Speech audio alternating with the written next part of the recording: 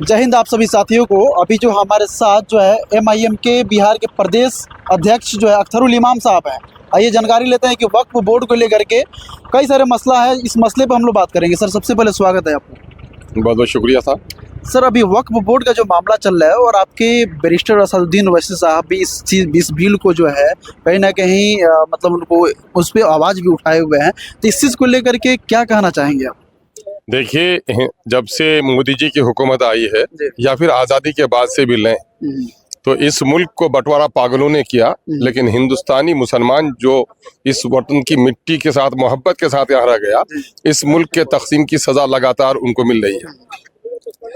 बाबरी मस्जिद का इन्हिदाम हो, बेशुमार मुसलमानों का कत्लेआम हो, फिरका वाराना फसाद हो, बम्बई का भागलपुर के फसादात हो, मीरठ और मलियाना पे कत्लेआम हो, टाडा और पोटा में गिरफ्तारी हो, या फिर गुजरात में कत्लेआम हो, ये सारी वो चीज़ें हैं जिससे मुसलमानों को हरासा और परेशान किया गया। और पिछले दिनों में पार्लियामेंट में कई मुस्लिम मुखालिफ बिल पेश किए गए। एनआरसी के में मुसलमानों को निशाना बनाया गया, तलाक बिल का मसला आया। ये सारी वो चीज़ें हैं जो मुसलमानों को बेचैन करती हैं, और ये हुकूमत चाहती भी है कि मुसलमान कोई तामीरी काम न कर सके, अपनी पूरी सलाहियत अपने तहफ़्फ़ुज़ में लगा दे। और ये बेचारा मुसलमान कर भी ऐसा ही रहा है। मैं समझता हूँ कि बाबरी मस्जिद का इन्हिदाम या गुजरात के कत्लेआम गोधरा के, उससे भी बड़ा जुर्म है ये वक्फ 2024 तरमीमी बिल। इसके ज़रिए से मुसलमानों की रही सही जो चीज़ें हैं वो भी ख़त्म हो जाएंगे।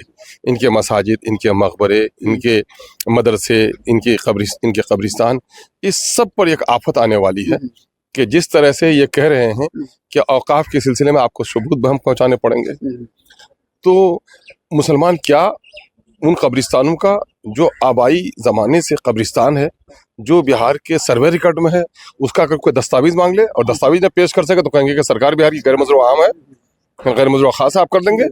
तो इस तरह से हमारी मस्जिदों पर और हमारे माने जीने में तो मुश्किल है ही, मरने के बाद दफनाने में भी मुश्किल है हमको।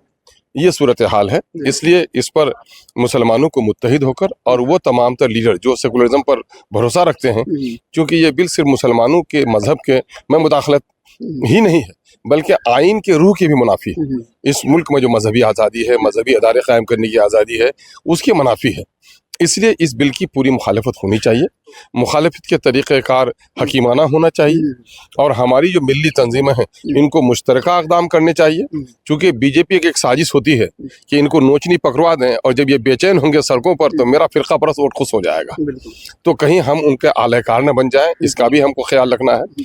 अभी जेपीसी का जो फैसला आता है वो आता है पार्लियामेंट में, क्या कुछ अगर इस बिल को हुकूमत नहीं टालती है और इस बिल को कानूनी शक्ल देने में अगर जिद पर हो, तो मुसलमाना हिंद को अब यह फैसला कर लेना चाहिए, इस मुल्क की दूसरी सेकुलर जो ताकतें हैं उनको भी फैसला कर लेना चाहिए कि पंचायत से लेकर पार्लियामेंट तक जो मुंतखब अदारे हैं, इन अदारों में बैक वक्त सब लोगों को रिजाइन करना चाहिए। जिस मुल्क में कानून की बालादस्ती न हो, उस मुल्क में अक़लियत दलितों की इज्जत और आबरू का तहफ़्फ़ुज़ मुमकिन नहीं है, और यह लड़ाई लड़ना चाहिए। सर वक्फ पे जो मामला चल रहा है, इस चीज़ को पार्लियामेंट में उठाया गया, तो क्यों नहीं इस चीज़ को टाला क्यों नहीं जा रहा है? नहीं, बिल तो पेश किया गया है, तो बिल तो वो तो चाहेंगे ही। मैंने अपनी तकरीर में भी कहा है कि इस वक्त जो मोदी का 400 पार का जो ख्वाब शर्मिंदा ताबीर न हो सका, और उनकी जो मकबूलियत दिन ब दिन घटती चली जा रही है, क्योंकि अब हिंदुस्तान में बसने वाले दूसरी कौम की जवान भी समझ रहे हैं कि बेरोजगारी आम हो रही है, महंगाई बढ़ रही है।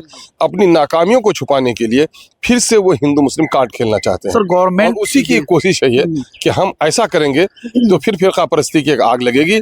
और जानते हैं ये मामला ऐसा नहीं है, ये मामला तो कब्रिस्तानों में दफनाते वक्त मैयत की लड़ाई होगी, मस्जिदों पर कब्जे का मामला होगा, हमारे मदारिस बंद कराए जाएंगे, तो गोया एक खाना जंगी की सूरत हाल पैदा हो जाएगी।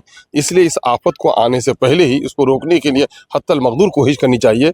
और मैं आपके तवस्सुस से अहले ईमान को एक पैगाम देना चाहूँगा कि अपने जान, माल, इज्जत और आबरू की हिफाजत के लिए आप सब कुछ कर गुजरते हैं, और औकाफ की इमलाक फी सबीलिल्लाह है, ये अल्लाह की मिल्कियत है, और अल्लाह की मिल्कियत पर अगर हमला हो तो आपको जान लड़ा देनी चाहिए। चलिए, तो एक और चीज़ है सर, लास्ट मेरा सवाल है कि बिहार में ही नहीं, अभी कई जगहों पे हम लोग देख रहे हैं कि कई सारे बहनों को और माताओं के साथ ऐसा दुर्व्यवहार किया जा रहा है जो शर्मिंदगी है बिल्कुल। लेकिन उस चीज़ को गवर्नमेंट एक्शन में ना लेकर के जहाँ तक जो है वक्फ बोर्ड पे जो डिस्कस कर रही है, क्या लगता है कि वक्फ बोर्ड पे ना डिस्कस करके पहले इस पे काम करना चाहिए? नहीं, देखिए, बैक घर में आग लगे जी है ना, तो तमाम तर आग पे पानी डालना हमारा फरीजा है। जी लेकिन आप देखेंगे कलकत्ता में एक डॉक्टर के साथ जुल्म हुआ है, यकीनन है हम उसकी पूरी मजम्मत करते हैं और उनके तमाम तर वो मुजरिमीन को कैफर किरदार तक बल्कि फांसी के फंदे पर लटकाने से ज्यादा है कि उनके जिस्म के अज़ों को टुकड़े टुकड़े करके सजा दी जाए। लेकिन ये बात बताइए कि वो बेटी भी हमारी थी, लेकिन क्या उत्तराखंड में जिस नर्स की, वो भी तो दोषी की खिदमत गुजार थी, लेकिन चूंकि उसका मजहब इस्लाम था तो उस पर कोई चर्चा नहीं हुआ। तो ये बड़ा फन है और उसमें सबसे बड़ा कसूर हम मुसलमानों का है कि हमने अपनी सियासत और अपनी कुव्वत पर भी यकीन नहीं किया है। हम मांगने वाली कौम हो गए हैं। दुनिया में मांगने वाली कौम जलील होती है और लड़ने वाली कौम ही दुनिया में इज्जत और आबरू पैदा चैनल के जरिए जितने भी मुसलमान इस वीडियो को देख रहे हैं उनको क्या पैगाम देना चाहेंगे? हम पैगाम यही देना चाहेंगे कि इस मुल्क के कानून की बालादस्ती को तस्लीम करते हुए जो हमें मजहबी आज़ादी दी है, मजहबी हुकूक मिले हैं, जो नागरिक हमारे इख्तियार हैं, उसकी पूरी लड़ाई लड़नी चाहिए। इस मुल्क में सियासत के जरिए से कानून बनाए जा रहे हैं, सियासी क़यादत को अपनी मुस्तकम करनी चाहिए। सियासी क़यादत को मुस्तकम किए बगैर इस मुल्क में मस्जिदों के मीनारे और मदारिस हमारे महफूज नहीं होंगे। दुआएं हमारी होंगी, लेकिन पार्लियामेंट और असेंबली में अगर हमने अपनी कुव्वत का मुजाहरा न किया तो आने वाले दिनों में और जलील व ख्वार होना पड़ेगा।